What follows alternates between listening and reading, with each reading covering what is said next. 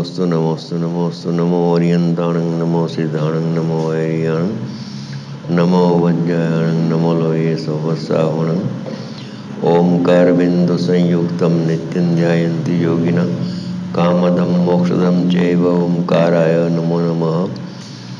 मंगलम भगवान वीरो मंगलम गौतमो गणि मंगलम कुंद कुंदारियोजन धर्मोस्तु मंगलम सर्वमंगल मांगल्यम सर्वकल्याणकारकं प्रधानम सर्वधर्माणां जैनम जतु शासनम नमः समयिसाराय स्वानुभूत्या चकाशते चित्स्वभावाय भावाय सर्वभावान्तर्चिते।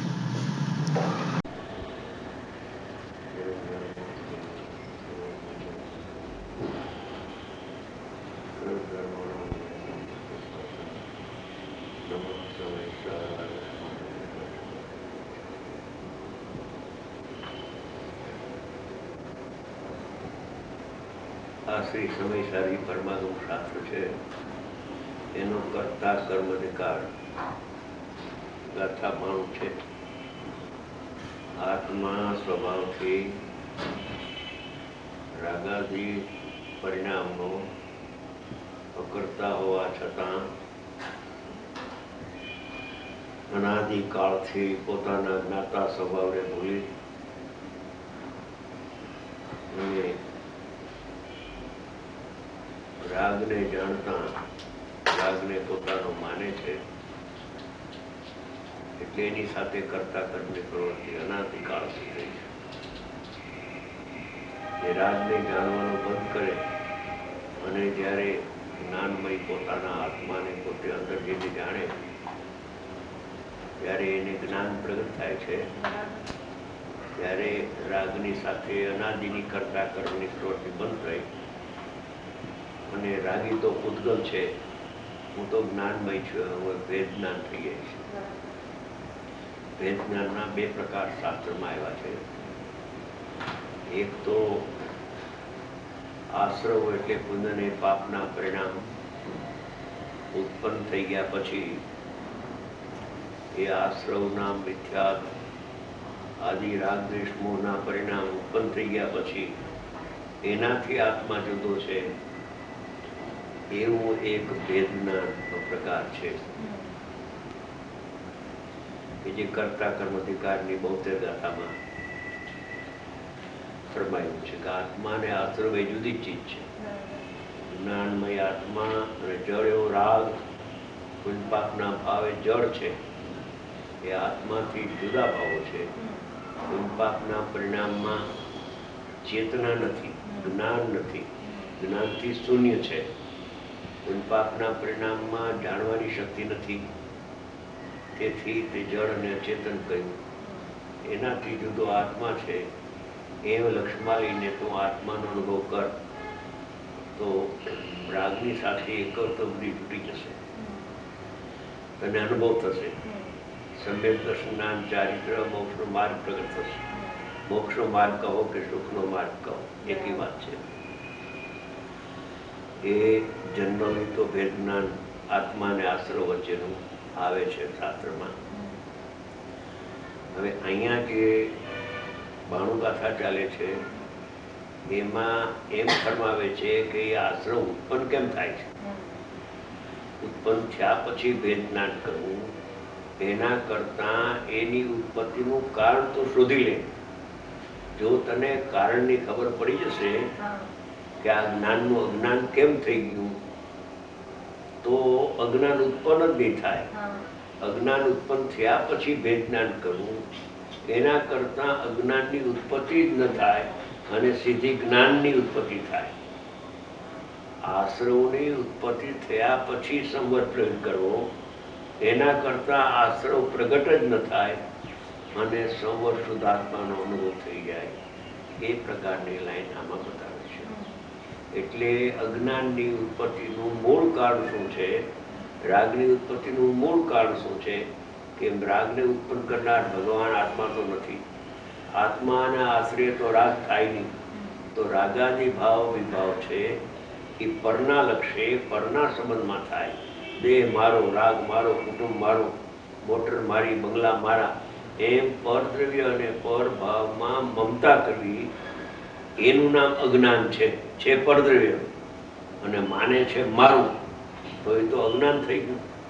હવે જ્યારે પરદ્રવ્ય પરદ્રવ્ય જણાય છે ત્યારે મમતાની ભાવ જ ઉત્પન્ન થતો નથી. પરદ્રવ્ય પરદ્રવ્ય છે, મારા પણ નથી, તો મમત્વ ભાવ ઉત્પન્ન ન થાય અને નિર્મમત્વ ધર્મના પરિણામ વિતરાગ ભાવ પ્રગટ થાય. તો અહીંયા એક અંદરની એવી વાત કરે છે કે અજ્ઞાનની ઉત્પત્તિ થાય તો એ કરતા ભાષે એને અજ્ઞાન દશામાં કે હું રાગને કરું. હવે એનો એક પ્રકાર કરે છે કે દ્રષ્ટાંતિક આપે છે કે જેવી રીતે ઠંડી ને ઊંડી અવસ્થા છે એ બધા પૂતગલના પરિણામ છે, અને એને જાણનારું જે જ્ઞાન છે એ આત્માથી અભિન્ન છે. ટાઢી ઊની અવસ્થાને જાણે જ્ઞાન, પણ હું ટાઢો થઈ ગયો ને હું ઊનો થઈ ગયો એમ ભાષે નહીં. એમ જો કોઈને ભાષે તો એ અજ્ઞાન કહેવાય. પરભાવને પોતાના માને ઠંડી ઉષ્ણ અવસ્થા પૂતગલની છે, નિયમથી પૂતગલની છે, નિશ્ચયથી ખરેખર પૂતગલના પરિણામ છે, અને છતાં માને કે એ પરિણામ મારા છે તો અજ્ઞાન કહેવાય. એમ અંદરમાં એક દ્રવ્ય કર્મનો ઉદય આવે છે અને એમાં રાગદ્વેષ સુખ દુઃખના પરિણામ હોય છે. જેમ ટાઢીઓની અવસ્થા દો કર્મની, એમ કર્મની અવસ્થા એનો અનુભાગ રસ છે. એમાં એ વાત કરતા એમ કહે છે કે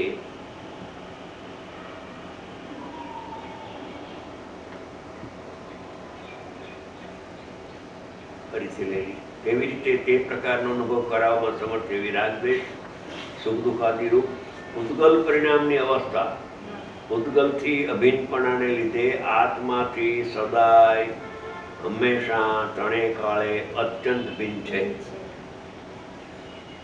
અને તેના નિમિત્તે થતો તે પ્રકારનો અનુભવ એમ તેના નિમિત્તે થતો તે પ્રકારનો નૈમિતિક ભાવ એમ ન લગતા જેવો આમો પદાર્થ છે એવું અહીંયા જ્ઞાન થાય છે. જેવો પદાર્થ છે સામે એવો અહીંયા ભાવ થતો નથી. જેવો સામે પદાર્થ છે રાગ દ્વેષ સુખ દુઃખ પ્રણમે છે એવો અહીંયા ભાવ થતો નથી, પણ જેવો ભાવ અહીંયા છે એવું અહીંયા જ્ઞાન થાય. રાગ હોય તો રાગ જણાય, દ્વેષ હોય તો દ્વેષ જણાય, દુઃખ હોય તો દુઃખ જણાય. એ દુઃખ અહીંયા આવતું નથી, દુઃખ અહીંયા છે ને જ્ઞાન અહીંયા છે. હવે એ જે દુઃખને જાણે છે જ્યારે જ્ઞાન, ત્યારે હું દુઃખી એવી કલ્પના કરી લે છે, એટલે ભાવ કર્મની ઉત્પત્તિ થાય છે. દ્રવ્ય કર્મના લક્ષ્ય ભાવ કર્મની ઉત્પત્તિ થઈ જાય છે. પણ જો કોઈ ચેતી જાય કે આ તો પૂતગલના ભાવો છે, મારો સ્વભાવ નથી, તો એને મિથ્યાત્વનો દોષ લાગતો નથી, જ્ઞાની થઈ જાય છે. એ વાત કરે છે ઊંડાણથી કે તે પ્રકારનો નિમિત્ત થતો તે પ્રકારનો અનુભવ આત્માથી, તેના નિમિત્તે થતો તે પ્રકારનો અનુભવ એટલે જ્ઞાન, જાણપણું આત્માથી અભિન્નપણાને લીધે. કેમ કે આ ઘડિયાળ છે તે ઘડિયાળનું અહીંયા જ્ઞાન થાય, પણ એ જ્ઞાન આત્માથી અભિન્ન છે, ઘડિયાળ ઘડિયાળમાં છે, જ્ઞાન જ્ઞાનમાં છે, તો બે ચીજ જુદી છે. એમ રાગ દ્વેષ સુખ દુઃખ રૂપે પરિણામી પરિણમે છે એક પૂતગલ દ્રવ્ય કર્મ, એનાથી એનામાં છે રાગ દ્વેષ સુખ દુઃખ. અહીંયા થાય છે જ્ઞાન અનુભવ, તેના નિમિત્તે થતો અનુભવ એ આત્માથી અભિન્નપણાને લીધે પૂતગલથી, એટલે રાગ દ્વેષ સુખ દુઃખના પૂતગલના પરિણામથી અત્યંત સર્વથા ભિન્ન છે. અહીંયા સુધી તો વસ્તુની સ્થિતિ કહી, અહીંયા સુધી જ્ઞાન કે અજ્ઞાન કાંઈ નહીં. અહીંયા જીવમાં જ્ઞાન થાય છે અને જળ કર્મમાં રાગ દ્વેષ થાય છે. આ તો વસ્તુની સ્થિતિ છે. આમાં કઈ અજ્ઞાન થઈ જાય કે સમિજ્ઞાન થાય કાંઈ નહીં. બે પદાર્થ જુદા જુદા છે, બેનું પરિણમ જુદું જુદું. આ આત્મા જ્ઞાન રૂપે પરિણમે છે, પૂતગલ અનાદિનું રાગ રૂપે પરિણમે છે. એવી સ્થિતિ છે. હવે આવી સ્થિતિ હોવા છતાં રાગ મારામાં થાય છે એમ ક્યાંથી આવ્યું? એનો ખુલાસો કરે છે. જ્યારે અજ્ઞાનને લીધે, અજ્ઞાન એટલે કે મારામાં જ્ઞાન થાય છે અને રાગ બીજે થાય છે એવું ન જાણતા અનાદિકાળથી ભેદ જ્ઞાનનો અભાવ હોવાને કારણે બે તત્વ ભિન્ન ભિન્ન હોવા છતાં એને એક માને છે, એનું નામ અજ્ઞાન. એવું જ્યારે અજ્ઞાનને લીધે આત્મા તે રાગને સુખ દુઃખ આદિ નો અને તેના અનુભવ નો, અજ્ઞાનને લીધે શું થયું કે રાગ દ્વેષ સુખ દુઃખ ભૂતગલનો રસ છે અને અહીંયા એનો અનુભવ જ્ઞાન છે એ આત્માનું છે. એટલે જ્ઞાન અને જ્ઞેય બે જુદા જુદા છે, છતાં અજ્ઞાનને લીધે પરસ્પર એટલે અરસપરસ વિશેષ જુદાઈ ન જાણતો હોય ત્યારે, જો જુદાઈ જાણે તો અજ્ઞાન થઈ જાય અને જુદાઈ ન જાણે તો અજ્ઞાન થઈ જાય. છે જુદા, સ્વભાવથી જુદા છે. જ્ઞાન ભિન્ન ને રાગ ભિન્ન. સ્વભાવથી બે પદાર્થ જ ભિન્ન છે. એક પદાર્થમાં રાગ થાય છે અને બીજા પદાર્થમાં જ્ઞાન થાય છે. જીવ નામના પદાર્થમાં જ્ઞાન થાય છે અને પૂતગલ નામના પદાર્થમાં રાગ થાય છે. બે સ્થિતિ જુદી જુદી છે, પણ અજ્ઞાનને લીધે તે રાગને સુખ દુઃખ આદિનો, પૂતગલના પરિણામનો અને તેના અનુભવનો એટલે જીવના પરિણામનો, પૂતગલના પરિણામનો અને જીવના પરિણામનો પરસ્પર વિશેષ નામ જુદાઈ ન જાણતો હોય ત્યારે એકપણાના અધ્યાસને લીધે અનાદિકાળથી જાણે રાગ આત્મામાં થાય ને દુઃખ આત્મામાં થાય ને દુઃખને આત્મા ભોગવે, રાગને કરે અને દુઃખને ભોગવે, એવું અનાદિકાળનું એકત્વ અધ્યાસ થઈ ગયો છે. આત્મા ને રાગ બે ભિન્ન ભિન્ન છે, છતાં એક મેક લાગે છે. પાણી મેલું થયું તો જાણે પાણી જ મેલું છે માટી મેલી. માટીના સંગે પાણીની પર્યાય મલિન થઈ તો ખરેખર તો એ મલિનતા માટીની છે, પાણીની તો સ્વચ્છતા છે, પણ સ્વચ્છતાને ભૂલી ગયો અને પાણી મેલું દેખાણું. મેલી છે માટી, દેખાણું પાણી મેલું. થાય છે આત્મામાં જ્ઞાન અને પાસે છે કે મારા રાગ થાય છે. આ ભૂલ થઈ ગઈ.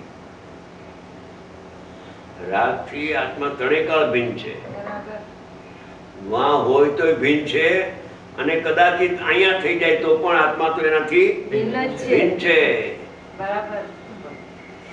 વાં થાય તોય ભિન્ન છે અને કદાચિત એના લક્ષ્ય અહીંયા રાગ થઈ જાય તો પણ રાગથી આત્મા ભિન્ન છે. નિમિત્તથી ભિન્ન ને નૈમિત્તિકથી પણ ભિન્ન છે.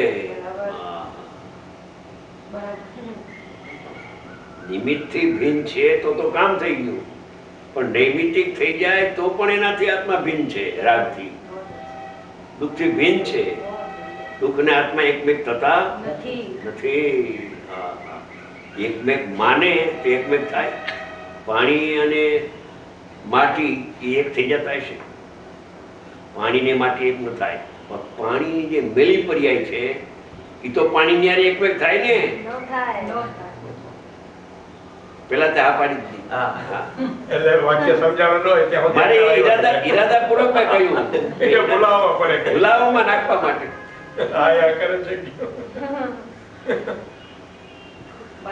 માટી તો ભિન્ન છે, બરાબર છે. એ તો ગમે ને પૂછો માટી ભિન્ન ને પાણી ભિન્ન. એટલે પેલા બે વાત કરી કે નિમિત્તથી તો ભિન્ન છે, પણ નૈમિત્તિક રાગથી પણ આત્મા ભિન્ન છે. સ્વભાવ જેવો ભિન્ન રહેવાનો છે. ભિન્ન રીએ જ છે અનાદિ અનંત. એકમેક થતું જ નથી. એ તો ભ્રાંતિ થાય છે ને.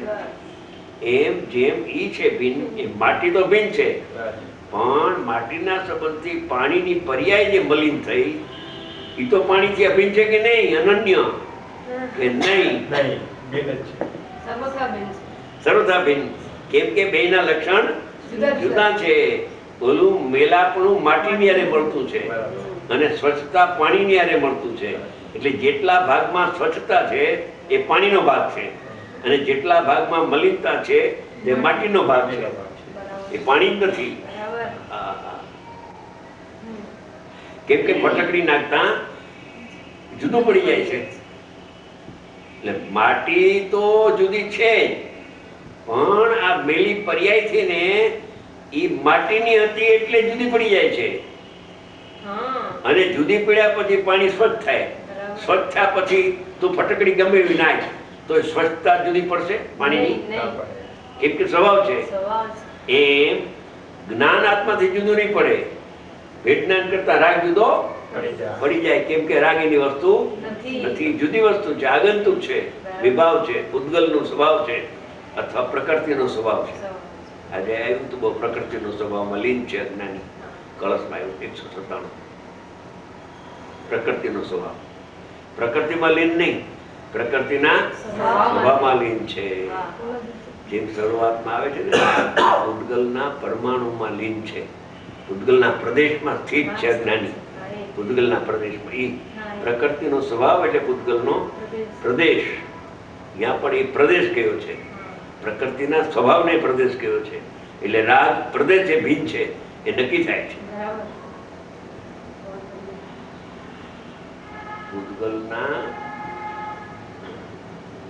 પૂતગલના પ્રદેશમાં સ્થિત છે અજ્ઞાની.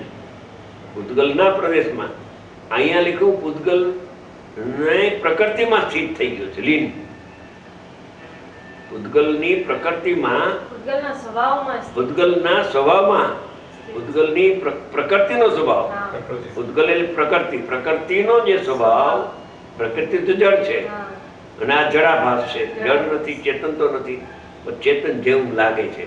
પ્રકૃતિનો જે સ્વભાવ છે એ પ્રકૃતિ જેવો જ હોય. પ્રકૃતિનો વિભાવ નથી લીખો, પ્રકૃતિનો સ્વભાવ. જેવી પ્રકૃતિ જળ તો રાગ પણ જળ. એ સ્વભાવમાં લીન છે અજ્ઞાની.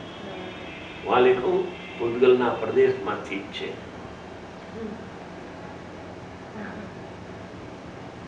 એ તો લખી લેશે પછી, કઈ વાંધો નહીં.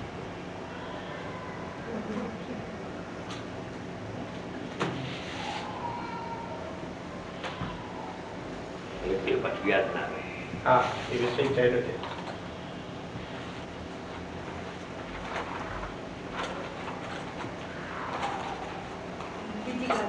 બીજી વાત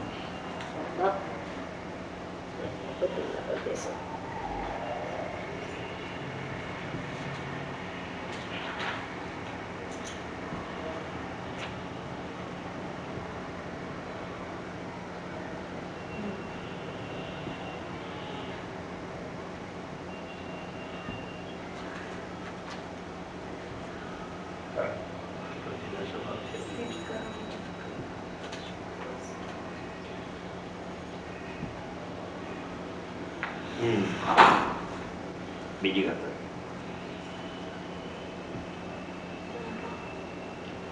વર્તવ્યના નિમિત્તથી ઉત્પન્ન મોરાગ વ્યવસ્થિત ભાવો સાથે એકત્વગતપણે એક પણ માનીને વર્તે છે ત્યારે પૂતગલ કર્મના પ્રદેશોમાં સ્થિત હોવાથી યુગપદ પરને એકત્વપૂર્વક જાણતો તથા પરરૂપે એકત્વરૂપ પરિણમતો એવો તે પર સમય એમ પ્રતિત કરવામાં આવે છે. પૂતગલના પ્રદેશમાં સ્થિત છે એટલે કે પ્રકૃતિના સ્વભાવમાં સ્થિત છે. જીવના સ્વભાવમાં અજ્ઞાની રહેતો નથી. રાગને પોતાનું માનીને એમાં એકાકાર થઈ લીન. પ્રકૃતિના સ્વભાવ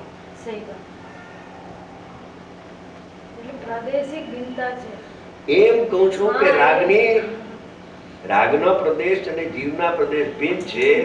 એ આમાંથી નીકળે છે. એમ પ્રકૃતિનો સ્વભાવ કયો કે પૂતગલનો પ્રદેશ કયો એક જ છે. એમ આપણે જે દ્રવ્યના પ્રદેશ અને પર્યાયના પ્રદેશો એમાં ભિન્નતા કરી કે નહીં? આખરી છે એને પ્રદેશ ભિન્ન છે. રાગના પ્રદેશ તો ભિન્ન છે. આ તો શુદ્ધ પર્યાય, નિર્મળ. એના પ્રદેશ અને દ્રવ્યના પ્રદેશ ભિન્ન છે. કેમ કે જો એક જ પ્રદેશ હોય, એક ક્ષેત્ર હોય એક જ ક્ષેત્ર હોય, માનો કે એક જ સત્તા, એક જ ક્ષેત્ર, પ્રદેશ એક હોય, એક પ્રદેશે બે સત્તા હોય, તો એકનો નાશ થતા બીજાનો નાશ થવો જોઈએ. તો નિર્મળ પર્યાયનો વ્યય થાય છે. પ્રદેશ એક હોય, એક ક્ષેત્રમાં બે ભાવ હોય, તો આ પર્યાયનો નાશ થતા દ્રવ્યનો નાશ થઈ જાય. એટલે પ્રદેશ ભિન્ન છે. એક વાત. બીજી વાત એ કે જ્યારે તમે તમારા આત્માની સન્મુખ થઈને આત્માનો અનુભવ કરશો કે જ્ઞાયક ભાવ તે હું, તો જ્ઞાયક ભાવમાં જ હમ આવશે, પર્યાયમાં હમ નહીં આવે. કેમ કે પ્રદેશ ભિન્ન છે. એક જ સત્તા હોત, એક જ પ્રદેશ હોત, તો દ્રવ્યનું અવલંબન લેતા નિર્મળ પર્યાયનું પણ અવલંબન આવી જાત, પણ આવતું નથી. માટે અનુભવથી પણ ભિન્ન છે.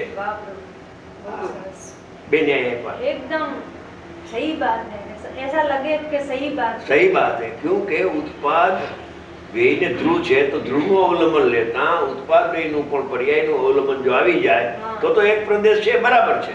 તો દ્રષ્ટિનો વિષય થઈ જાય. દ્રષ્ટિનો વિષય નથી થતો, કેમ કે પ્રદેશ ભિન્ન છે. પર્યાયના પ્રદેશ અને દ્રવ્યના પ્રદેશ ભિન્ન છે. એટલે પર્યાય પણ દ્રષ્ટિનો વિષય થતો નથી. જો પર્યાય અને દ્રવ્ય એક પ્રદેશ હોય, પર્યાયને જાણતા દ્રવ્ય દ્રષ્ટિ થઈ. હા, તો પણ તો એ તો છે નહીં. એવું તો છે નહીં. એવું તો છે નહીં. દ્રવ્યને જાણતા પર્યાય જણાતી નથી. અને પર્યાર્થિક ચક્ષુ સર્વથા બંધ કર અને દ્રવ્યાર્થિક ને ઉગાડ, એનો અર્થ એમ કે પ્રદેશ ભિન્ન છે. તો આપણે જેમાં આપણે દ્રવ્યની વ્યાખ્યામાં આવે છે કે ગુણ પર્યાયનો પિંડ છે દ્રવ્ય. હા, બરાબર છે. બરાબર છે. હા, એ બરાબર. એ કઈ રીતે? એ બીજી રીત છે. એ ગુણ પર્યાયનો પિંડ તે દ્રવ્ય છે, એ પદાર્થની સ્થિતિ છે. પદાર્થ હંમેશા એક જ પ્રદેશ, એક જ સત્તા હોય, એમાં પ્રદેશ ભિન્નતા નથી. બીજી વિવક્ષાથી કહીએ કે નિર્મળ પર્યાયના પ્રદેશ અને આત્મા પ્રદેશ એક જ છે. પદાર્થની સિદ્ધિ માટે ગુણ પર્યાય દ્રવ્યમ ઉત્પાદય ધ્રુયુક્તમ સ, આખો પદાર્થ એ પ્રમાણ જ્ઞાનનો વિષય કહેવાય. તો પ્રમાણ જ્ઞાનનો વિષય પૂજ્ય નથી, દ્રષ્ટિનો વિષય નથી, એનો આશ્રય કરવા એવું નથી. કેમ કે એ પ્રમાણ જ્ઞાનના વિષય જે પદાર્થ દ્રવ્ય પર્યાય જે એક પ્રદેશ છે, તો તમે એક જ પ્રદેશ દ્રવ્ય પર્યાય છે સર્વથા એમ માનો, તો તમે ભેદ જ્ઞાન કોની હારે કરશો? એ તો આત્મા છે. તો દ્રવ્ય તે હું ને પર્યાય તે હું નહીં. ઠીક. અને પર્યાયને પરદ્રવ્ય કેમ કહ્યું? પ્રદેશ ભેદ છે માટે. નિયમસારમાં સાત તત્વના સમૂહને પરદ્રવ્ય કહ્યું, નિર્મળ પર્યાયને પરદ્રવ્ય. એ પરદ્રવ્ય કહ્યું છે માટે પ્રદેશ ભિન્ન છે. એનો અભાવ થતા આત્માનો અભાવ થતો નથી. એનો આશ્રય કરતા પર્યાયનો આશ્રય આવતો નથી. સમજી ગયા? અને પર્યાય હે છે અને દ્રવ્ય ઉપાદેય છે. જો એક જ પ્રદેશ હોય તો એક પ્રદેશે હે ઉપાદેય ન હોય. બેના પ્રદેશ ભિન્ન છે. પર્યાયના પ્રદેશ બહુ સૂક્ષ્મ વિષય છે. આ બાબતની વેલજીભાઈ ત્યાં આવ્યા હતા લંડન, ત્યારે ભાઈએ પૂછ્યું તો ઘણી ચર્ચા થઈ. આ બાબત હા, ની ચર્ચાનો વિષય છે. અમને તો ઘણા પૂછે છે, ઘણા મોટા વિદ્વાનો પૂછે છે. સમજી ગયા? અને આમાં મૂંઝવણ પણ થાય છે. આમાં પ્રવચન સારમાં એમ લખ્યું છે કે પ્રદેશ ભિન્ન નથી. પ્રદેશ ભિન્ન નથી દ્રવ્ય ને પર્યાયના. એ પરથી જુદું પાડે છે અને પ્રમાણમાં લાવે છે. હવે જો પ્રમાણમાં તમે અટકી જશો તો તમે સામાન્ય સ્વભાવ ઉપર ક્યારે આવશો? તો એ તો ઉપાદેય થઈ ગયો આત્મા, પરિણામી. એ પરિણામી દ્રવ્ય છે. એટલે પ્રદેશ ભિન્નમાં મારી જે સમજ થાય છે ને, એમાં કદાચ મારી ભૂલ રહી છે તો મને જણાવજો કે જે રીતે નિગોદના જીવો છે, તો એક શરીરની અંદર અનંતા અસંખ્ય જીવો એક ક્ષેત્રાવગા રહેલા છે. એ બરાબર. બરાબર છે. તો દરેકના એક એક જીવના પ્રદેશો ભિન્ન ભિન્ન છે. હા, બરાબર છે. તો એ રૂપે દ્રવ્યના અને પર્યાયના પ્રદેશો એક ક્ષેત્રાવગા હોવા છતાં પણ પ્રદેશો ભિન્ન છે. હા, એ બરાબર છે. બરાબર છે. એક ક્ષેત્રે રહેવા છતાં પ્રત્યેક જીવ ભિન્ન છે અને જીવનો દ્રવ્ય અને પ્રદેશ પર્યાયનો પ્રદેશ ભિન્ન છે અંદરમાં. એને એક ક્ષેત્રાવગા હોવા છતાં, એક ક્ષેત્રે હોવા છતાં, એક જીવ હોવા છતાં, એક જીવ દ્રવ્યપણે પણ છે અને એ જીવને પરિણામ પણ થાય છે સમય છે નિરોધમાં. સમજી ગયા? એ પરિણામ થાય છે. એ પરિણામના પ્રદેશ અને દ્રવ્યના પ્રદેશ ભિન્ન છે. કેમ કે એ પરિણામનો નાશ થવા છતાં દ્રવ્યનો નાશ તો થતો નથી, ધ્રુવનો તો નાશ થતો નથી. તો નક્કી થાય છે કે પ્રદેશ ભિન્ન છે. દ્રવ્યનું અવલંબન લેતા પર્યાયનું અવલંબન આવતું નથી, માટે ભિન્ન છે. એક સત્તા હોય તો હે ઉપાદેય બની શકે નહીં. એમ એને બે સત સિદ્ધ નતા એક ક્ષેત્ર. બે સત છે, બે સત છે. એક સત્તા હોવા છતાં કથનચિત એક સત્તા અને કથનચિત બે સત્તા. આ સ્યાદવાદ છે. કથનચિત એક સત્તા છે દ્રવ્ય પર્યાયની, એ પ્રવૃત્તિ સારકી છે, ઈશ્વરો માન્ય છે. એક સત્તા એ પ્રમાણ જ્ઞાનનો વિષય છે. પ્રમાણ જ્ઞાનનો વિષય છે. બા હવે જ્યારે શુદ્ધ નહીંનો વિષય તમારે શોધવો હોય, એમાંથી પ્રમાણમાંથી શુદ્ધ નહીં વિષય છુપાયેલો છે. ત્યારે પર્યાય તે હું નહીં ને દ્રવ્ય તે હું, એમ તમારે અંદરમાં ભેદ જ્ઞાન કરવું પડશે. ત્યાં ભાઈને ત્યાં વાંચન ચાલે છે ધારીબીમાં શુક્ર શનિવારે લંડન, અને ત્યાં 5 ભાગ તો વાંચી લીધા 11 ભાગમાંથી. 6ઠો ભાગ ચાલુ છે. ગુરુદેવના પ્રવચન રત્નાકર છે, રત્નાકર એ વાંચે છે. એ બહુ સારું. ગુરુદેવના વ્યાખ્યાનો જ વાંચવા જેવા, બહુ સારું. આ અભ્યાસ કરવા જેવો ચેતીભાઈ છે. બાકી દૂર કાઢીને વાપરો કાંઈ કોઈ સરળ નથી, કોઈ સરળ નથી. બધું આઈનું આઈ રહી જશે. પૈસો, ટકો, કુટુંબ, કબીલા, મોટર, બંગલા વાળી, બધું આઈ રહી જાવ. એક રચકણ હારે જતું નથી. આ લક્ષ્મી અભ્યા ગયા, કઈ લઈ ગયા? જ્ઞાન લઈ ગયા હારે. બધા જાય છે, શું લઈ જાય છે? કરોડપતિ, અબજોપતિ વયા જાય છે, બધા વયા જાય છે. હાથમાં તો બસ સ્વયં એકલો આવ્યો, એકલો આવ્યો. કાં લઈ જાય જ્ઞાન, કાં લઈ જાય જ્ઞાન ને કાં લઈ જાય અજ્ઞાન. બસ બે માંથી એક લઈ જવાની છૂટ છે, બાકી સખત મનાય. આવે જ નહીં ને, એક જ વસ્તુ લઈ જવાનું મન થાય તો એક કરોડપતિ માણસ છે, સમજી ગયા, રાજકોટના. એ મુંબઈમાં હતો તે મને પ્રશ્ન કર્યો. મને કે લાલુભાઈ, અમે ક્યાં અટકીએ છીએ, આગળ વધાતું નથી. હજી ગુરુદેવના આટલા વખત સાંભળ્યા પછી પણ અમે આગળ વધી શકતા નથી. તો એને ભાવથી પૂછ્યું હતું.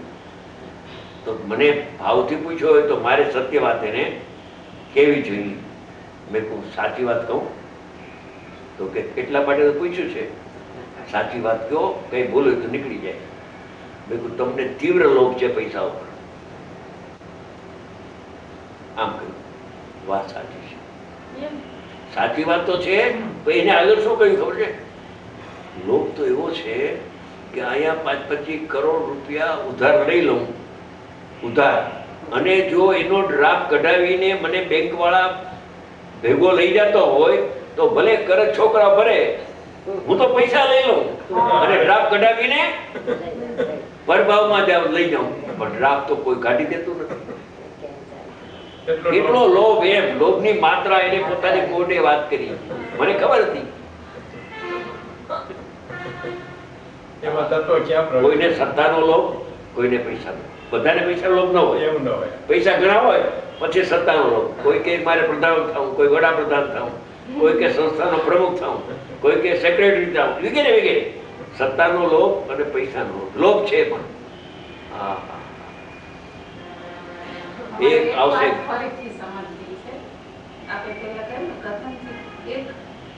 કથનચિત અનેક. કથનચિત એક, કથનચિત અનેક. જો બેન એનો દ્રષ્ટાંત આપું એટલે તમને ખ્યાલ આવશે. દ્રષ્ટાંતથી આ વાત ખ્યાલ આવશે. આ જે વિષય છે ને, આ વિષય એ ઘેરો છે જરા અને સારો છે, સમજવા જેવો છે. આ વિષય આમાં બધા ગુંજાય છે. આખો આપણો સમાજ છે ને, આપણો અત્યારનો ગુરુદેવનો સમાજ 4 લાખ શું છે અત્યારે, એ આમાં મૂંઝાઈ જાય છે.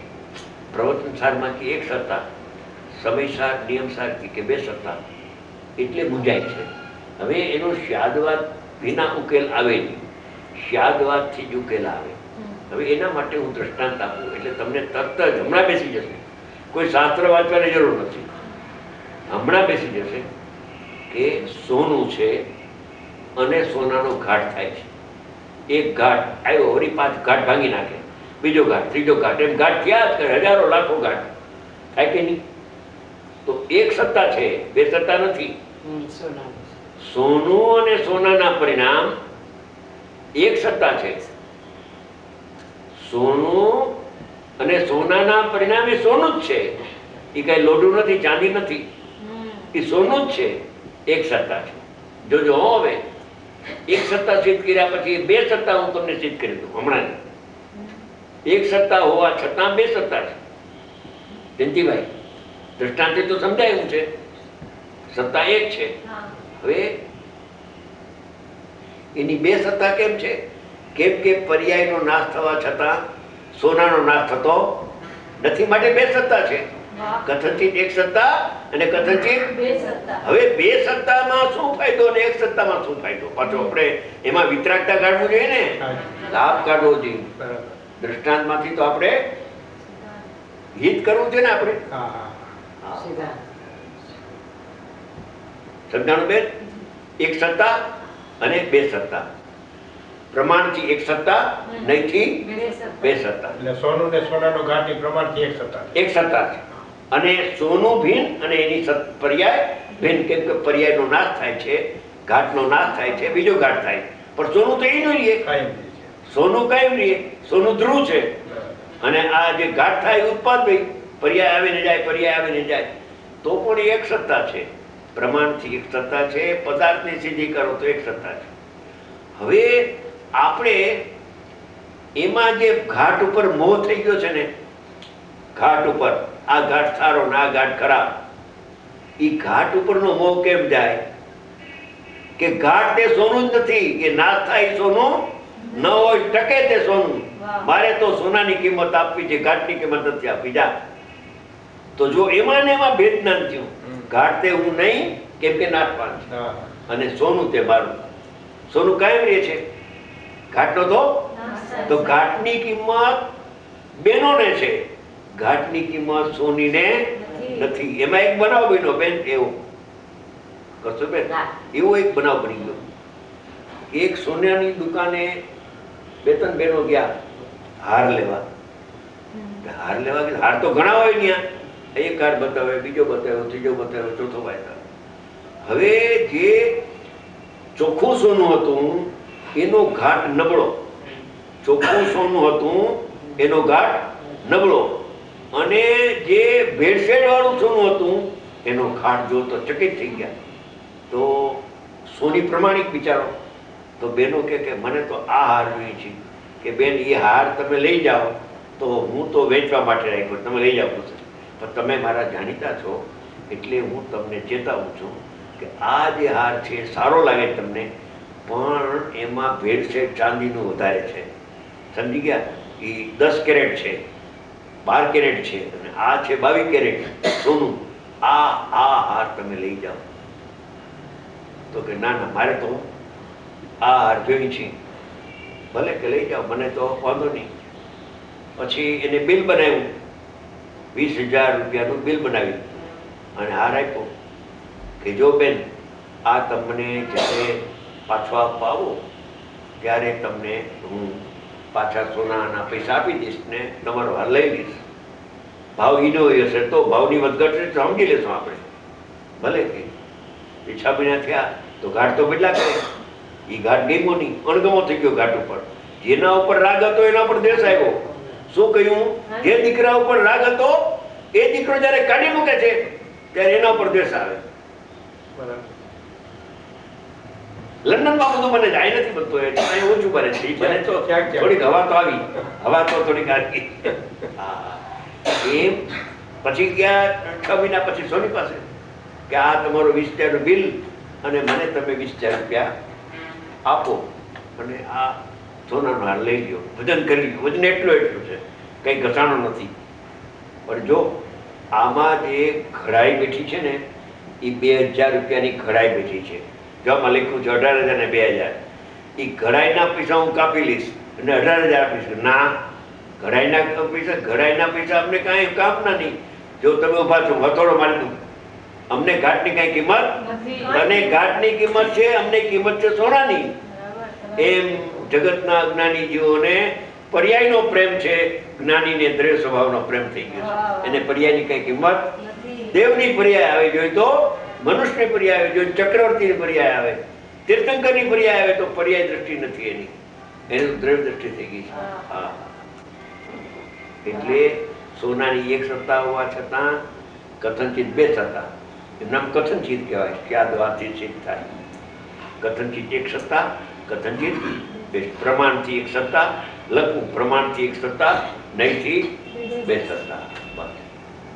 સપ્તભંગી એ પણ એમાં જ લાગુ પડે છે ને? સપ્તભંગી આ સપ્તમી શાત અસ્થિ શાત નાસ્તિ એમાં લાગુ પડે.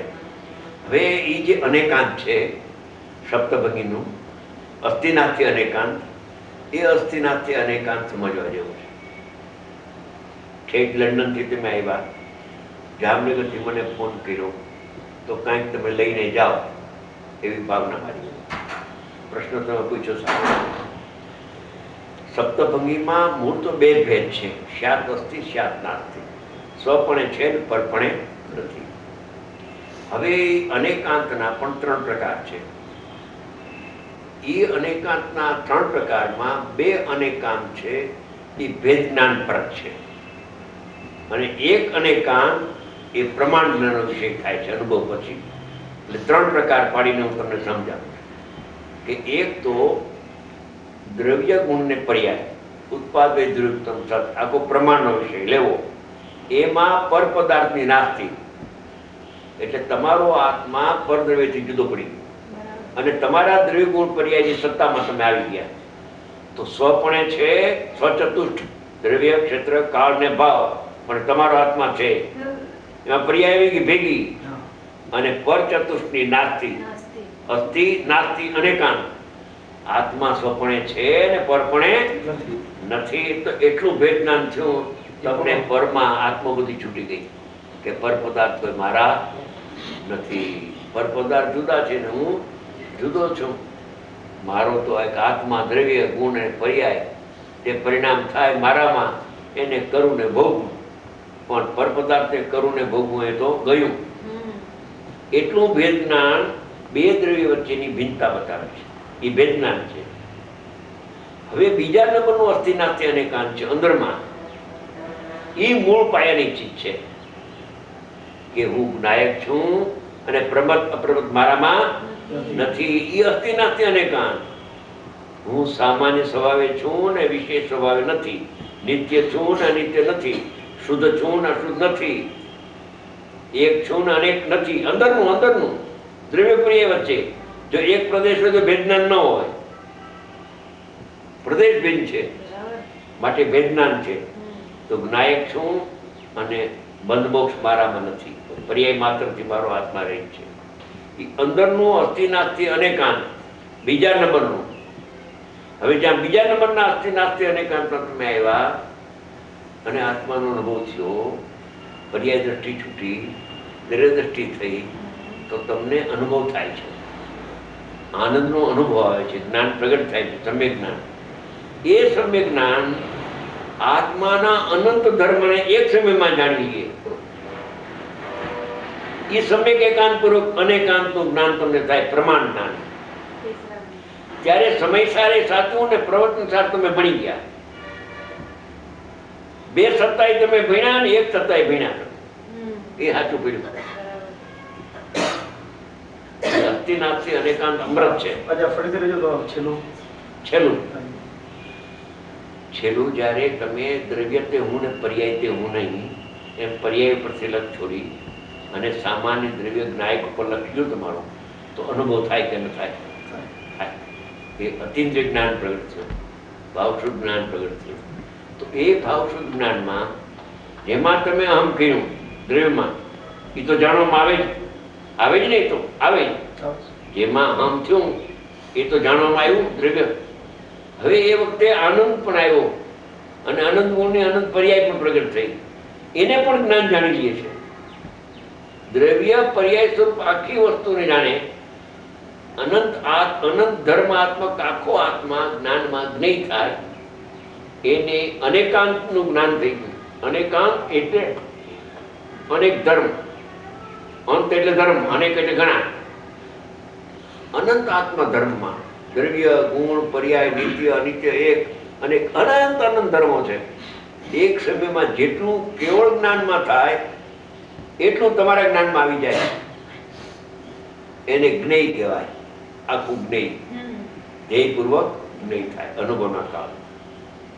અસ્થિનાથથી અનેકાંત પૂર્વક અનેકાંતનું જ્ઞાન થઈ જાય. જામનગરમાં અમે હમણાં ગયા હતા ત્યારે આ વિષય લીધો હતો. થોડા દી રહ્યા હતા ને, અઠવાડિયું કેટલા દી? અઠવાડિયું ગયા હતા ત્યારે અનેકાંતની વાત કરી. સમ્યક દર્શન જ્યારે થાય છે હા, એ કાળમાં જે અનુભવ થાય છે એટલે કે અનંત ગુણોનું જે આપણે હમણાં જે વ્યાખ્યા કરી એ જણાય છે, અનંત ગુણોની પર્યાય જણાય છે, આ જણાય પણ એ ભેદ રૂપે નથી જણાતી ને, અભેદ અભેદ જણાય છે. અભેદ જણાય, અભેદ જણાય. અભેદ નહીં જણાય. દ્રવ્યને પર્યાયનું અનન્ય થઈને પણ જણાય. જો ભેદ રૂપે જણાય તો નિર્વિકલ્પ અનુભવ ન હોય. હા, અભેદ થઈને જણાય. પર્યાયથી દ્રવ્ય કથનચિત અભેદ, એ ધ્યાન રાખવું. સર્વથા અભેદ નહીં. હા, કથનચિત અભેદ. બરાબર, અભેદ થઈને જણાય. આ દ્રવ્યના પર્યાય એમ જાણવા જાય તો તો એ તો અટકી ગયો. તો અટકી ગયો. એમ નથી. એ બધું સવિકલ્પ દશામાં આવીને બીજાને સમજાવવું હોય ત્યારે એ લક્ષણ ભેદથી દ્રવ્યનું લક્ષણ, આ પર્યાયનું લક્ષણ એમ બીજાને સમજવું. અનુભવમાં તો એકાકાર. દ્રવ્ય ને પર્યાયનો ભેદ ન દેખાય. અભેદમાં ભેદ દેખાતો અસ્થિ નાસ્તિ છે ને, અનેકાંત બહુ સરસ વાત છે. મસ્તીએ ચડી જાય છે. ભેદ જ્ઞાનનું ફળ, અભેદનો અનુભવ, ને અભેદનો અનુભવ થતા અનંત ધર્મ એક સમયમાં જણાઈ જાય. હા, અભેદ પણ જણાય. આ શ્રદ્ધાની પર્યાય, આ ચારિત્રિક પર્યાય, જ્ઞાન એમ ન જણાય. હા, હવે એનો દાખલો આપો તમને કે ઉનાળાનો ટાઈમ હોય અને દૂધિયું બનાવે છે આપણા દેશમાં. એમાં સાકર હોય, બદામ હોય, એલચી હોય, કેસર હોય, બધું ઘણું હોય. સમજી કે 100 ચીજ નાખેલી હોય, મસાલો બધો હોય. મસાલો. હવે એ મસાલો જ્યારે માણસ પીએ છે, ઘૂંટડો ભરે છે, ત્યારે અભેદ પણ અનુભવ થાય છે. દુધિયાનો સ્વાદ એ છે. દુધિયાનો સ્વાદ લે છે, એ સાકરનો સ્વાદ નથી લેતો. એલા આ દૂધિયું કેવું લાગ્યું કે મીઠું, દૂધિયું કેવું લાગ્યું કે કેસરની સુગંધ વાળું, તો દૂધિયું પીધું નથી એને. એમાં હું નાખ્યું છે એમ પૂછે તો કે હમણાં પૂછમાં હમણાં આમ કે હમણાં મને પીવા દે. એટલે આ દૂધિયું છે, આત્માનો અનુભવ છે, એ દૂધિયું છે. એ રસ આવે છે અંદરમાં ચેતનનો, તે અનંત ગુણોનો રસ એમાં ભેગો આવે છે. હા, આ દુધિયાની વસ્તુમાં શાંતિભાઈ બહુ જ માર્મિક રીતે બહુ સરસ રીતે સમજાવ્યું. બરાબર. દુધિયાનો દાખલો સારો છે. બહુ સરસ. શાંતિભાઈ ત્યાં ગુરુદેવ પાસે ઘણા વખતથી રહી છે અને તમને 1 વર્ષ સુધી ત્યાં આવ્યા. અમને તો ખરેખર અમારા માટે તો હા, લાભનું કામ. લાભનું. જેની શૈલી શિક્ષકની સમજાવવાની છે. એ કલકત્તા હતા ને ત્યારે પણ એકબીજાને સમજાવતા.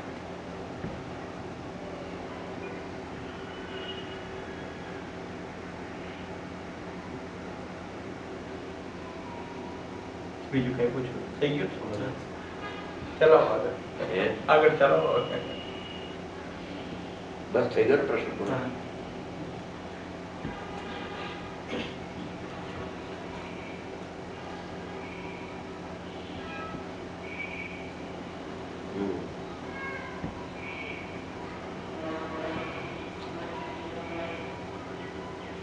અજ્ઞાનને લીધે આત્મા તે રાતે સુખ દુખાદીનો અને તેના અનુભવનો એટલે જ્ઞાનની પર્યાયનો અરસપરસ વિશેષ જુદાઈ ન જાણતો હોય ત્યારે એકપણાના અભ્યાસ થઈ ગયો છે. એક મેઘ છે બસ. પાણી મેલું જ છે, પાણી ઊનું જ છે. ઉષ્ણતા અને શીતળતા અને ભેળસેળ કરીને પાણીનો અનુભવ કરે છે. ઉષ્ણતા જુદી, શીતળતા જુદી, એમ ખબર નથી. ત્યારે એકપણાના અભ્યાસ લીધે શીત ઉષ્ણની માફક જેમના રૂપે આત્મા વડે પરિણમવું અશક્ય છે. અશક્ય કયું? ટાઢી ઊની અવસ્થા રૂપે જો આત્મા પરિણમે તો આત્મા જળ થઈ જાય. ટાઢી ઊની અવસ્થા તો પૂતગલની છે. ટાઢી ઊની અવસ્થા તો પૂતગલની છે. એ રૂપે પરિણમવું અશક્ય છે. એમ અશક્ય છે એવા રાગ દ્વેષ સુખ દુઃખાદી રૂપે અજ્ઞાન આત્મા વડે પરિણમતો થકો, અર્થાત પરિણમો હોવાનું માનતો થકો. એ પરિણમતો તો નથી, એ રૂપે થતો તો નથી, પણ જાણે હું એ રૂપે થઈ ગયો એમ ઈ માને છે. જ્ઞાનનું અજ્ઞાન પ્રગટ કરતો, જ્ઞાનનું અજ્ઞાન કરી નાખ્યું, જાણે હું રાગ રૂપે પરિણમો. રાગ રૂપે પણ બીજાનું છે અને માને છે પોતાનું પરિણમન. ટાઢી ઊની અવસ્થા પૂતગલ પરિણમે છે અને માને છે કે ટાઢી ઊની અવસ્થા રૂપે હું થઈ ગયો.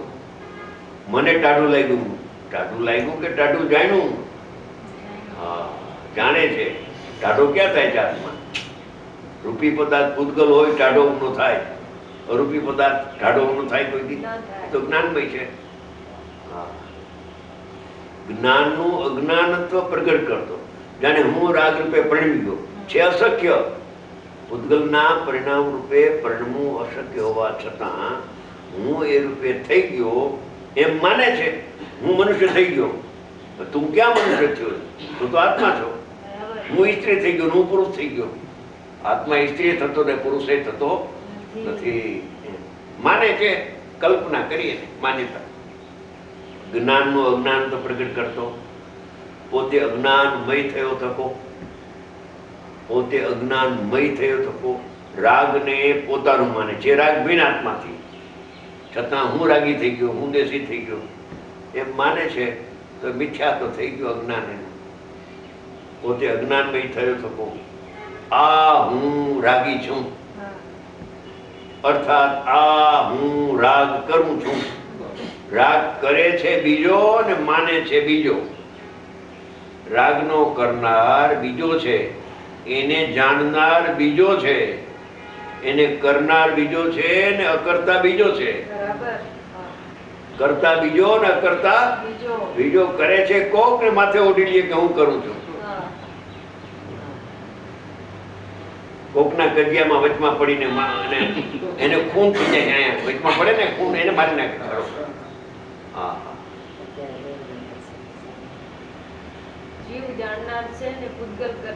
બસ, હું જાણનાર છું ને પૂતગલ કરનાર છે. બે સ્થિતિ જુદી છે. કરનાર જુદો ને જાણનાર જુદો. રાગનો કરનાર જુદો અને જાણનાર કરનારથી જુદો. જાણનાર તે કરનાર નથી અને કરનાર છે તે જાણનાર નથી. હા,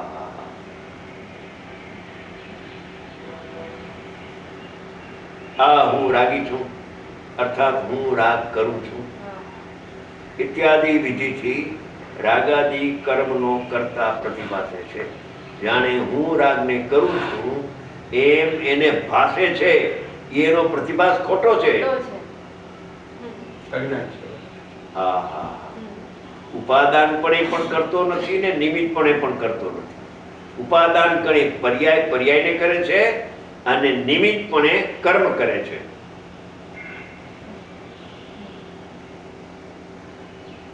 અને અભેદથી જોવામાં આવે તો એ પૂતગલના જ પરિણામ છે. એટલે કરતા કર્મ એમાં છે. બસ એમ ત્રણ વાત કરી: ક્ષણિક ઉપાદાનથી, નિમિત્તથી અને અભેદથી. બધી વાત કરવી સમાજમાં જેમ છે તેમ.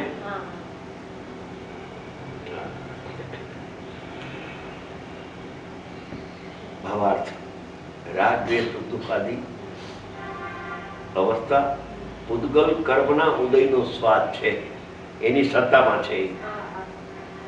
તેથી તે શીતોષ્ણપણાની માફક પૂતગલ કર્મથી અભિન્ન છે અને આત્માથી અત્યંત સર્વથા અભિન્ન છે.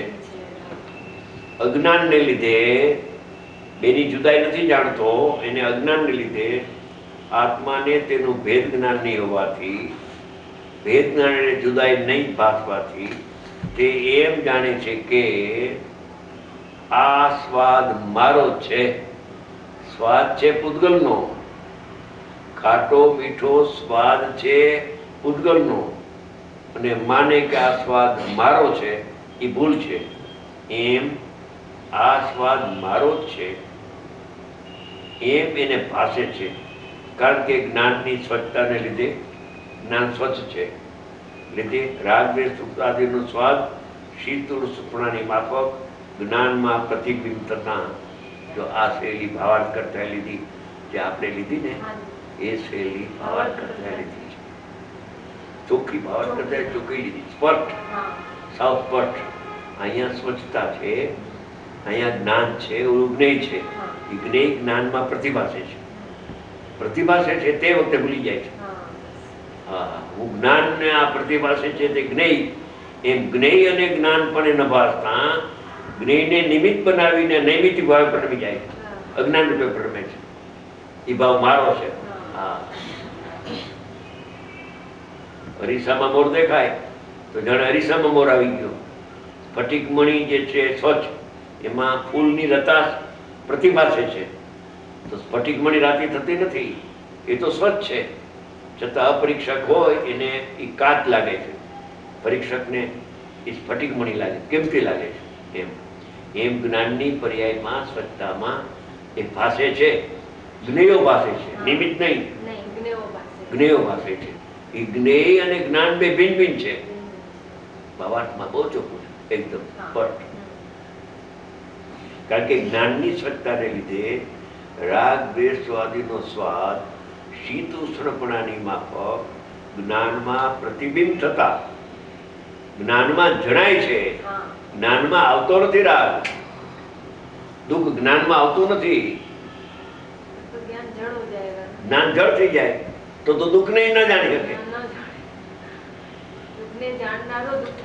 જુદો હોય તો જ જ્ઞેય કહેવાય ને આ જ્ઞાન કહેવાય. પ્રતિબિંબ થતા જાણે કે જ્ઞાન જ રાગદ્વેષ થઈ ગયું હોય.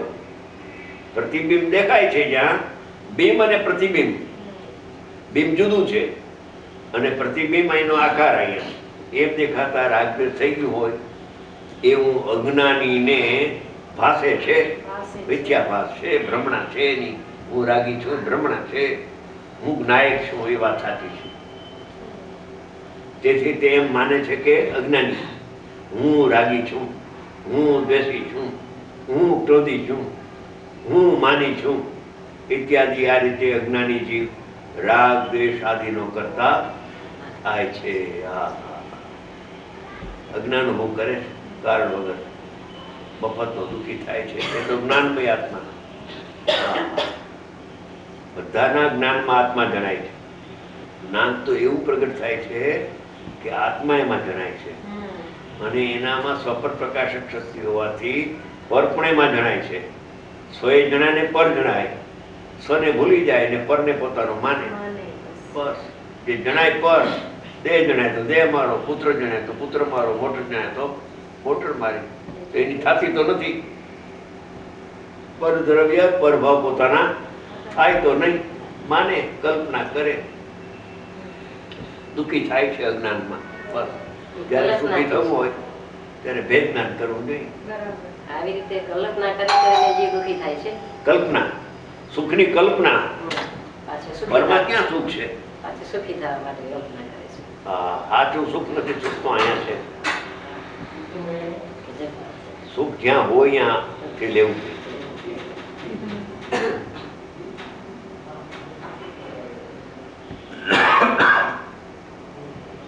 જૂઠી કલ્પનામાં સંસાર ઉભો કરી દીધો લાંબો કાળ સુધી.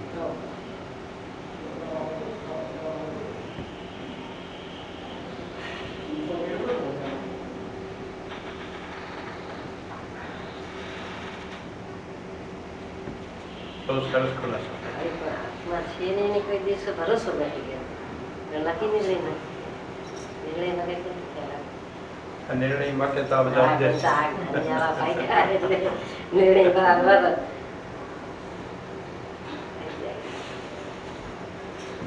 એક પ્રદેશ ભેદની વાત બેસતી નથી ગણાને, હા, અને એક પર્યાયનો કરતા પર્યાય ષટકારથી થાય છે એ બેસતો. ત્રીજું પણ સટકારક તો એ પણ એક જ સમયમાં છે. હે સટકારક જે છે એ એક જ સમયમાં છે એટલે નથી બેસતા જીવોને. એ શું એક સમયમાં છે એટલે? જે પર્યાયના સટકારકો છે, કરતા પર્યાય કરતા પર્યાય, હા, પર્યાયનો કાર્ય પર્યાય જે આપણે કહીએ છીએ, અને જે સટકારકો છે એ સટકારકો જે પરિણમન કરે છે એક સમયમાં જ પરિણમન કરે છે. પર્યાયનું પરિણમન એક સમયમાં એક સમયમાં છે. હા, તો એના જે સટકારકો જે આપણે કહી દઈએ કે જે ને 6 ગુણમાં આપણે લીધા છે ને, કર્તા કર્મ કરણ અધિકરણ સંપ્રદાન, એ નિષ્ક્રિય છે, એ નિષ્ક્રિય છે. ગુણ છે, ગુણ નિષ્ક્રિય છે અને પર્યાય સક્રિય છે. પરિણામ એ સક્રિય સક્રિય છે. છે. હા અને એ જ પર્યાયમાં કર્તા રૂપે છે ને, હા, પોતે પર્યાય પર્યાય કરતા પર્યાય. પર્યાય હા, દ્રવ્ય નહીં, દ્રવ્ય નહીં. હા, તો દ્રવ્ય ગુણે નહીં. ગુણે નહીં, બરાબર. હા તો કે પર્યાય સત હા, સત અયત. છે. તો એટલે કે જે સટકારકો જે પર્યાયના છે એ સટકારકો એક સમયમાં જ થઈ રહ્યા છે, પણ એક સમયમાં તેનો કસમ નથી થઈ શકતું. એટલે પણ લાગે જીવોને અઘરું પડતું હોય એટલે સટકારકો પર્યાય થઈ રહી છે. તમને અઘરું પડે કે સહેલું? બસ બીજાનું આપણે નથી કામ. બસ આપણે આપણું કામ કરો. એને સમજાવવું હોય ને મને. એના ઉપર થોડું એક્સપ્લેન કરો સરકાર ઉપર થોડું. ભાઈ, એક સમયમાં 6 કારક એક સમયમાં. એક સમયમાં બે સમય ન હોય. પેલે સમય કરતા અને બીજા સમય કર્મ એમ ન હોય. ના હોય. કારણ કે એ પર્યાયના ષટકારક પણ અભેદ છે. અભેદ છે. જેમ અનંત ગુણથી આત્મા અભેદ છે, એમ એના ષટકારકથી એક સમયમાં એક પર્યાયમાં અભેદ છે. એ 6 ધર્મો અભેદ છે. એ 6 ધર્મ છે એને ધારી રાખે ધર્મી, એ પર્યાય ધર્મી છે. એ 6 ધર્મને ધારી રાખે છે, માટે પર્યાયને ધર્મી કહીએ અને 6 ને ધર્મ કહીએ. પણ સમય એક છે. કર્તા ધર્મ પર્યાયનો, કર્મ ધર્મ પર્યાયનો, કરણ સંપ્રદાન અપાદાન અધિકરણ, 6 પ્રકારના કાર્યની ઉત્પત્તિમાં નિયમરૂપ કારણ જે હોય એને કારક કહેવાય. અને નિયમરૂપ કાર્ય કારણ તો પર્યાયમાં જ હોય. કેમ કે દ્રવ્યની સત્તા હોવા છતાં સમ્યક દર્શન કેમ થતું નથી? જો આત્મા કરતા હોય તો આત્મા કરતા નથી. હા, સમ્યક દર્શન થાય ત્યારે ઉપચારથી આત્માને કરતા ઉપચારથી કહેવાય. ખરેખર કરતા નથી તો અકર્તા છે. માટે 6 કારક પણ એક સમયમાં હોવા છતાં પણ એ ધર્મો એક સમયમાં હોય. અનંત ગુણ પણ એક સમયમાં છે, પરિણામ પણ એક સમયમાં, પરિણામ પણ એક સમયમાં, 6 કારક પણ એક સમયમાં, 6 ધર્મો પણ એક સમયમાં. આગળ પાછળ ધર્મ ન હોય.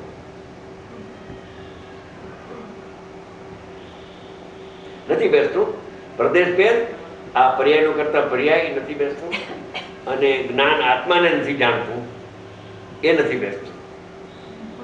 જ્ઞાન આત્માને જ જાણે છે, પરને નથી જાણતો એ નથી બેસતો. પરને નથી જાણતું એ બેસતું નથી. બેસતો નથી. એમ ઘણા પ્રકારો છે.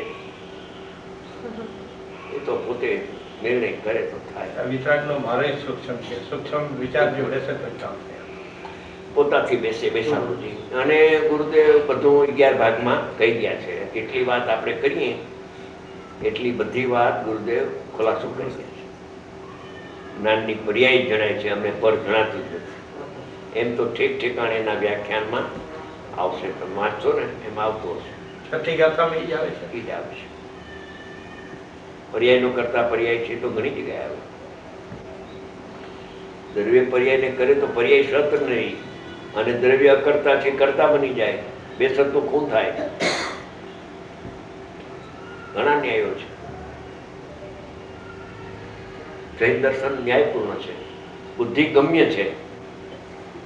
બુદ્ધિગમ્ય થઈને પછી આત્મગમ્ય થાય. ગુરુદેવ કહે છે 2-4 કલાક સ્વાધ્યાય કરે તો ભૂલ તો બંધાય, પણ કે ઘણી વાર અફસોસ કરે છે કે વાણિયાની બુદ્ધિ કોળી જેવી થઈ ગઈ છે. એટલે થોડું સાંભળીને અહીંથી સાંભળીને કાઢી નાખે અને અનુભવ કરવો ક્યાંથી થાય છે? એની પાછળ પડે તો થાય. લગ્ન લાગે એના પાછળ પડે છે, પણ જે કરવું છે, જે લગ્ન લગાડવી છે એ નથી એ લાગે. નથી લાગે, જોતું નથી. પોતાની સાથે આવવાનું છે એના માટે ટાઈમ નહીં, અને પોતાની સાથે નથી આવતું એમાં ટાઈમ. અને નોકરી કરતા કે વેપારમાં કઈ છૂટી હોય તો 4-5 કલાક ટીવીમાં વાંચે પણ શાસ્ત્ર ન વાંચે. બોલો, એને આત્મા ક્યાંથી મળે? કોઈ કે ટાઈમ મળતો નથી તો બરાબર છે, પણ જયારે રજા હોય ત્યારે તને શું? ત્યારે ટીવી, ત્યારે શાસ્ત્ર સ્વાધ્યાય કે વાંચન ચિંતન મનન કઈ નહીં. રુચિ અન્ય રુચિ પણ ટાઈમ ન મળે. રુચિ જ નથી. બસ. એ વાત સાચી છે. બસ, ઉપર ઉપરની રુચિ છે, રુચિ ઉપર. અંદરની લગ્ની લાગવી નહીં. એ વાત. પછી બાના કાઢવા હા. છે. તો પોતાની નુકસાન કરી રહ્યું છે. એમાં કોઈ કોઈ ન કરી શકે. અહીંયા અમારે છોકરાઓ ટીવી જોયા કરે. હા. બોલો હવે શું કરવું? આ ટીવી કહું બધા છોકરાઓ ઉંમરના, મોટી ઉંમરના, નાની ઉંમરના બધું ટાઈમ વેસ્ટ, પછી કે ટાઈમ મળતો નથી. પણ માં ટાઈમ મળે છે તને કે હા અહીંયા તો ટાઈમ મળે. રસ છે ને રસ છે, ત્યાં રસ. રસ છે, રુચિ છે. રુચિ એનું એવી જ્યાં રુચિ છે ત્યાં એની ગતિ જાય છે, મતિ દુઃખી થાય છે. આવા સાધન બહુ થઈ ગયા ને એમાં જ થાય ગયા. આજે પૂછો ભાઈને, નિહાલભાઈ સોગાણીજી એક અવતારે થઈ ગયા, પૂછો એમના વિશે કે ક્યારે ગુરુદેવને મળ્યા, કેટલો ટાઈમ સાંભળ્યું ને હું કહ્યું. એક વ્યાખ્યાનમાં કામ થયું. સોગાણીજી જ્ઞાનબીન ને રાજબીન બસ આ જ વાત છે. આ જ વાત. જ્ઞાન બને છે ને જ્ઞાન. એક દિવસ કામડામાં ભૂતગલના પરિણામ એની સ્વચ્છતામાં જણાય છે. જણાય બસ. કેવું ભાવાર્થ કરતા એ ચોખ્ખું ચોખ્ખું.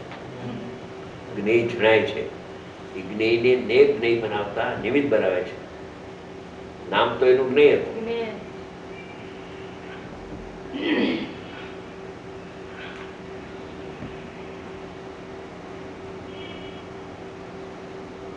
પણ બે પ્રકાર છે, આત્માને આશ્રવનો ભેદ જ્ઞાનનો અને આશ્રવની ઉત્પત્તિ કેમ થઈ એની આ ગાથા છે. અજ્ઞાન કેમ, જ્ઞાનનું અજ્ઞાન કેમ કર્યું થાય છે? તો જ્ઞાન બધા જીવમાં ઉપયોગ લક્ષણ હા. હા, જ્ઞાન થાય છે. આ તો આશ્રવોની ઉત્પત્તિ કેમ થઈ હા. એ કારણ એ શું? કારણ બતાવ્યું.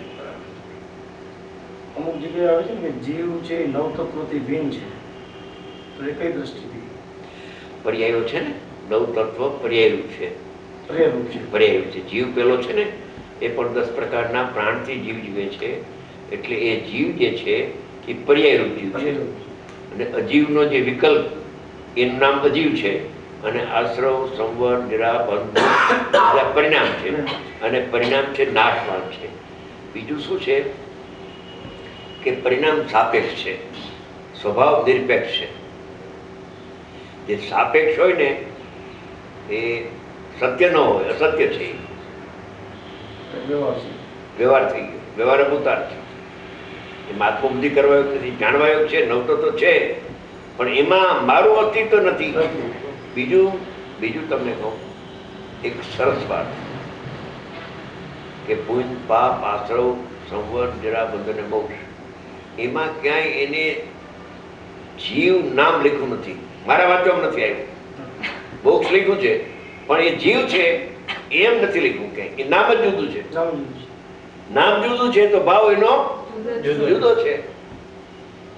કર્મના અભાવની અપેક્ષાથી ઉત્પન્ન થાય છે, માટે એને કર્મ કરત ગયો મોક્ષની પર્યાય. આ સાપેક્ષ છે. ભગવાન આત્મા નિરપેક્ષ છે. હા, એને કર્મનો સદભાવ કે અભાવ કાંઈ લાગુ પડતો નથી. અનાદિ અનંત શુદ્ધ છે. એટલે નવતત્વમાં જેટલો જીવ લીધો છે એ તો 10 પ્રાણરૂપી જીવ છે. જે જીવ પેલો શુદ્ધ જીવ છે. જે પેલા જીવ લખો ને, પેલા જીવ એ પેલો જીવ છે, એ પ્રમાણ જ્ઞાનનો જીવ છે.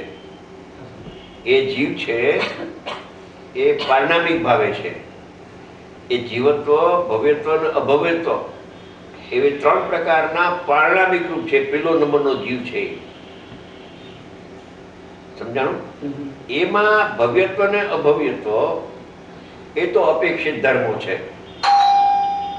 અને જે પેલો જીવ છે પ્રમાણ જ્ઞાનનો વિષય, એમાં શુદ્ધ જીવત્વ અને અશુદ્ધ જીવત્વ, પર્યાર્થિકનો પારણામિક 10 પ્રકારના પ્રાણથી જીવ જીવે ઈ પણ એમાં જ છે. જીવમાં જીવ છે. જીવમાં જીવ શોધો તમે. જીવમાં જીવ રહેલો છે. એ પારણામિકના 3 ભેદ: જીવત્વ, ભવ્યત્વ અને અભવ્યત્વ. હવે ભવ્યત્વ અને અભવ્યત્વ અપેક્ષિત ધર્મ છે, એટલે એ જવા દો. હવે એક જીવત્વ શબ્દ રહ્યો. એ જીવત્વના 2 ભેદ: એક શુદ્ધ જીવત્વ અને એક અશુદ્ધ જીવત્વ. શુદ્ધ જીવત્વ ઉપાદેય છે. અશુદ્ધ જીવત્વ એટલે 10 પ્રકારના પ્રાણથી જીવ જીવે છે, એનો તો નાશ થાય છે. માટે ખરો જીવ નથી. એ વ્યવહાર જીવ છે, નિશ્ચય જીવ છે. વ્યવહાર જીવ હે છે, નિશ્ચય જીવ ઉપાદેય છે. જીવમાં જીવનો ભેદ જ્ઞાન છે. જીવથી જીવ જુદો છે. જીવથી જીવ જુદો છે.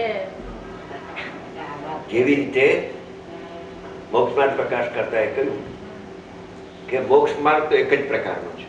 પણ એનું નિરૂપણ બે પ્રકાર, એક નિશ્ચય ને એક વ્યવહાર. એમ જીવ તો એક જ પ્રકારનો, પણ એનું નિરૂપણ બે પ્રકારનું, એક નિશ્ચય જીવ ને એક વ્યવહાર જીવ. વ્યવહાર જીવ હે છે, નિશ્ચય જીવ ઉપાધિ છે. તો સંવર પ્રગટ થઈ જાય. હા. बहुत बढ़िया। जीव से जीव का भेद ज्ञान, जीव से जीव का भेद ज्ञान મળે. જ્ઞાન से ज्ञान के भेद ज्ञान. ઇન્દ્રિય જ્ઞાન જુદું ને અતિ જ્ઞાન જુદું છે. હા, જીવમાં જીવ છુપાયેલો છે. બોલો, વ્યવહાર જીવની અંદર મધ્યમાં શુદ્ધ નિશ્ચય જીવ રહેલો, શુદ્ધાત્મા રહેલો છે તો પણ ભિન્ન છે. હે, રહેલો છે તો પણ ભિન્ન છે, ભિન્ન છે. સર્વદા રહિત છે. હા, રહિત છે, એક નથી થતો.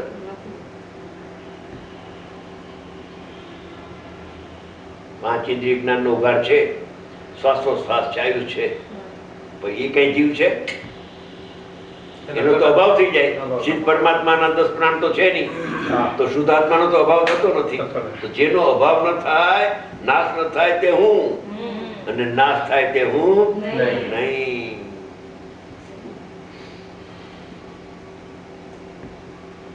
જીવમાં જીવ છુપાયેલો છે. સદા માટે છે એ યાદ કરીએ તો લખી લેજો. આ જીવ છે ને, એમાં પારણામિક ભાવના 3 ભેદ છે: જીવત્વ, ભવ્યત્વ અને અભવ્યત્વ. હવે જીવના 2 ભેદ, શુદ્ધ જીવત્વ અને અશુદ્ધ જીવત્વ. શુદ્ધ જીવત્વ ચેતના પ્રાણથી જીવ જીવે છે, જ્ઞાન દર્શનમય, એ ત્રિકાળી શુદ્ધાત્મા, એ શુદ્ધ જીવત્વ છે. અને 10 પ્રકારના પ્રાણ છે: ઇન્દ્રિય પ્રાણ, મન બળ, વચન બળ ને કાય બળ, શ્વાસોશ્વાસ ને આયુ. એમ સંઘની 25 ઇન્દ્રિયને 10 પ્રાણ હોય. એને પણ જીવ કહેવાય, પણ એ નાશમાન છે. એમ એટલે એ છે, ઉપાદેય નથી. પર્યાયથી ભિન્ન આત્મા ઉપાદેય છે.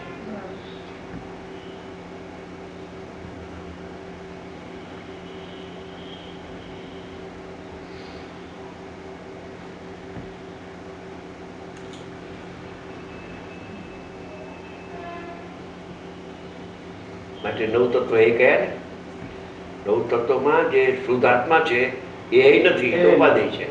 પણ એ પર્યાયના ધર્મો છે. 9 છે એ પર્યાયના ધર્મો છે.